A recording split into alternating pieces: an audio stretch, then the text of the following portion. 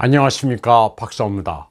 러시아에서 사실상 가장 먼저 뜨는 태양을 맞이하는 쿠릴 열대 이투루프, 일본명 에토로프입니다.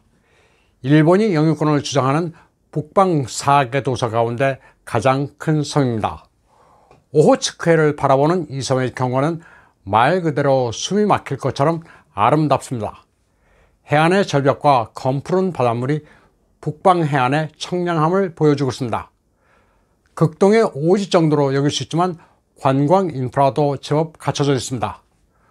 또 전혀 오염되지 않은 청정 자연이 아주 일품입니다. 지도를 보면 그저 길쭉한 작은 섬 같지만 결코 작지 않습니다. 남북으로 길이가 200km, 폭이 27km나 됩니다. 면적은 3,139평방킬로미터에 인구는 6,800명 정도 됩니다. 러시아는 이것을 사할린 오블라스트에 속한 쿠릴스크란 행정명으로 부르고 있습니다. 1855년에 일본 영유됐다가 1945년 2차 대전 종전 무렵 소련이 일본인들을 내쫓고 차지한 역사가 있습니다. 이투루프 섬의 해안에서는 세계 어느 곳에서도 보지 못하는 장관이 펼쳐집니다. 화이트 클립스, 하얀 절벽이라 불리는 절경입니다. 화산이 폭발할 때 나오는 퍼미스, 한국어로는 부석, 물에 뜨는 돌로 형성된 절벽입니다. 퍼미스는 구멍이 많아 가벼운 돌로 비중이 가벼워 물에 뜬다고 합니다. 해변은 화산암이 파도에 부서져 생긴 고운 모래가 깔려 있습니다. 뜨는 해를 바라보며 자동차로 이곳을 달리는 관광객들도 많습니다. 백색과 녹색이 눈부실 정도의 장관을 이루고 있습니다. 서로 색상이 대조돼 더욱 아름답습니다. 녹색의 숲은 쿠릴 뱀부라고 하는 식물로 한국어로는 조릿대로 번역됩니다.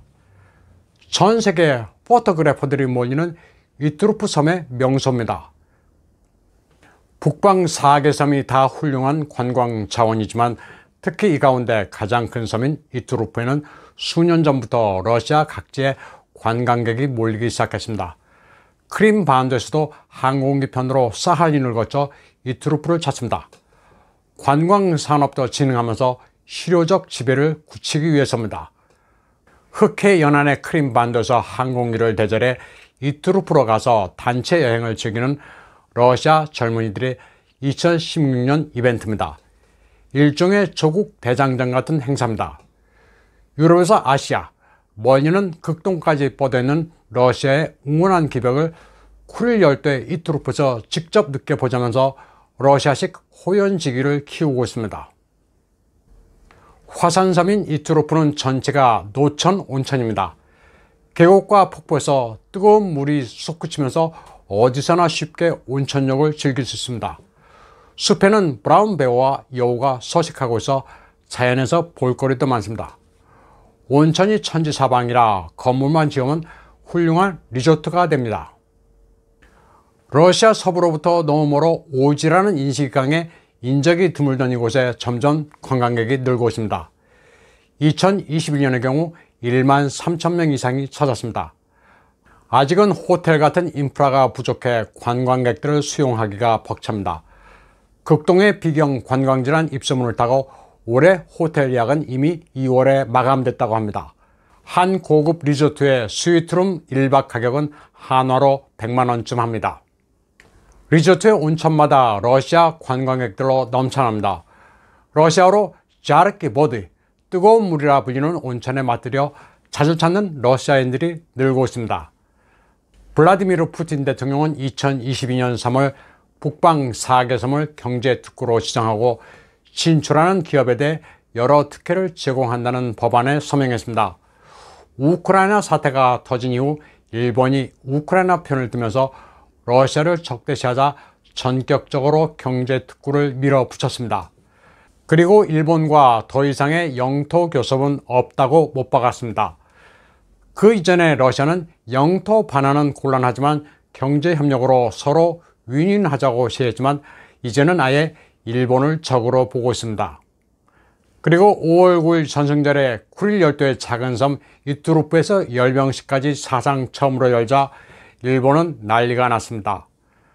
러시아는 이곳에 사정거리 500km의 대한미사일 바스티온도 배치했습니다. 홋카이도 주변 수역의 해상자유대 함정을 겨냥한 조치입니다. 이 미사일은 러시아가 2016년에 실전 배치하기 시작한 신형 대한미사일입니다. 2014년 크림 병합 당시 러시아군이 우크라이나군의 시스템을 마비시키는 데 사용한 전자전 장비와 드론 등도 이투로프에 배치했습니다. 일본은 이투로프에 그동안 없었던 러시아 부대를 발견해 분석을 하고는 경악했습니다. 전승절 행사에서 사격과 격투기 실력을 과시하던 부대가 그루 러시아군 총참모본부 정보총국의 특수요원들이었기 때문이었습니다. 아사히 TV에 출연한 한 전문가는 박쥐가 그려진 특수부대의 깃발을 보고는 그루라고 설명합니다. 그루는 푸틴 대통령이 대우크라이나 정보전과 특수임무의 수위를 높이기 위해 지정한 정보기관 겸 특수부대입니다. 이투로프 등 북방 4개 섬에 배치된 러시아군 병력은 3,500명 정도입니다. 러시아는 이곳에 보병은 물론이고 전차, 포병, 방공포 부대를 두루 배치해 일본에 대한 압박 수위를 높이고 있습니다. 전승절에는 청소년들까지 세인트 조지 기장을 착용하고 퍼레이드에 참가했습니다. 대조국 전쟁에서 러시아가 패퇴시킨 국가는 나치 독일 뿐 아니라 일본도 포함된다는 점을 부각시키기 위해 벌인 쿠릴 열도의 전승절 행사에 일본은 잔뜩 긴장하는 모습이 역력합니다.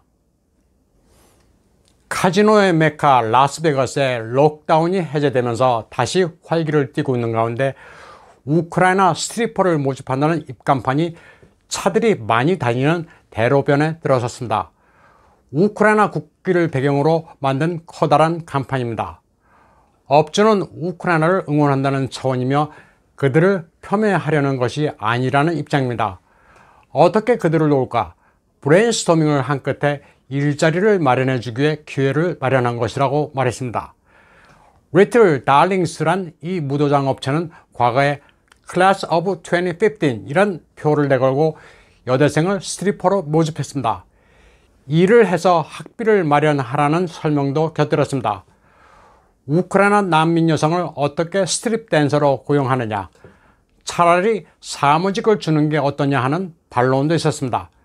그러나 클럽 주인은 여성이라고 해서 착취를 하는 것도 아니라면서 우크라이나인을 돕는 게 뭐가 잘못됐느냐는 소신을 굽히지 않았습니다. 러시아군은 아조프스탈에 계속 맹공을 퍼붓고 있습니다. 벙커 버스터 탄으로 여러 군데 크레이터를 만든 뒤 연소 온도가 2,500도에 달하는 공포의 백린탄을 쏟아부었습니다. 미국과 영국 등 외국 영웅들이 겁에 질려 손을 들고 나오고 있는 가운데 아조프 대원들의 부인들은 또 기자회견을 가졌습니다. 교황과 터키 에르도안 대통령에 이어 이번에는 중공의 시진핑에게 호소했습니다. 이제 푸틴을 말려줄 지도자는 위대한 시진핑 주석밖에 없다면서 동방의 지혜를 발휘해 남편들을 구해달라고 호소했습니다. 한편 우크라이나 서부 국경도시 르비프에서는 웃지 못할 일이 벌어졌습니다. 한 우크라이나 남성이 푸틴이시여, 폭격을 하려거든 여기를 때려주셔서 좌표를 찍어드리겠습니다 라고 말하고 있습니다. 르비프 세관에 엉뚱하게도 서방 국가들이 고급 차량을 군사 온전합시고 보냈다면서 무슨 이런 경우가 있느냐고 분개했습니다. 그는 트레일러에 실려있는 수십 대의 차량을 보여주면서 관세도 없이 수입하는 차량이라고 설명했습니다. 그러면서 우크라이나군이 이 차량을 뭐에 쓰느냐고 격분했습니다. 우크라이나 세관의 제1부국장 올렉산드르 수츠키는 전쟁 이후 이렇게 들어온 차량이 대략 8만 대 이른다고 실토했습니다. 어떨 때는 이렇게 수입하는 차량 때문에 도로가 미어져 인도적 지원물자 운송에 방해가 된 적도 있다고 털어놨습니다. 우크라이나라는 나라는 알면 알수록 요지경 속입니다. 오늘 방송은 여기까지 하겠습니다. 시청해주신 여러분 감사합니다.